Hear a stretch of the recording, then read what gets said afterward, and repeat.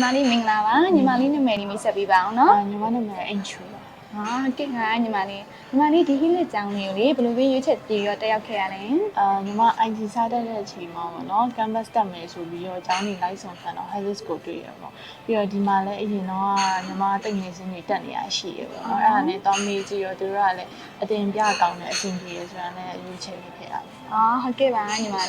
မလေးရောဘယ်ဘာသာရေးတင်မှာဒီဟင်းလေးရဲ့ဟိုင်းရမက်တွေရရှိခဲ့ရလဲညီမလေး ညီမအကောင့်ထဲမှာရခဲ့တာ အော်ဟုတ်ပါပြီအမတို့ကြားတာတော့လေဒီအကောင့်င်းဆိုတာတော့ကျောင်းသားကြီးကြားထဲမှာလေဒီခက်ခဲတဲ့ဘာသာရေးတွေတော့အမတို့ကြားရပါတယ်ညီမလေးအဲ့လိုဘာသာရေးတွေကိုညီမလေးဘယ်လိုမျိုးဟိုင်းရမက်တွေရရှိအောင်စူးစမ်းအထောက်ခဲ့လဲဆိုတာလည်းပြောပြပြပါဦး ကော နော် င်းလေးကခက်တယ်လည်းမဟုတ်ဘူးပေါ့နော်ညီမကိုယ်ကလည်း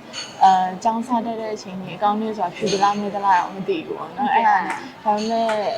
အကယ်၍ကိုကအတန်းထဲမှာဆရာမတွေပြောတာတေချာလိုက်နာထားတယ် theory အကုန်ပိုင်တယ် practice များများလုပ်တယ်ဆိုရင်တော့ရပါတယ် အော်ဟုတ်ပါပြီညီမလေးဟိုလေညီမလေးဒီဟိလက်ကျောင်းမှာတက်ခဲ့တဲ့အတွက်လေအမတ်တရစကိုင်းလည်းမတို့ပြောကြပေးပါအောင်နော် နှစ်နှစ်ထဲမှာအမှတ်တရရတော့အများကြီးပဲပေါ့နော်တကယ်ရင်းနဲ့အတူတူ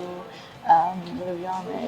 game ဆော့တာရေပြီးတော့ table tennis အတူတူရိုက်တာရေပြီးတော့ဆရာမတွေနဲ့လည်းအမှတ်တရအများကြီးရှိပါတယ် ဟုတ်ပါပြီညီမလေးခုလိုပြောကြပြီးတော့ကျေးဇူးအများကြီးတင်ပါတယ်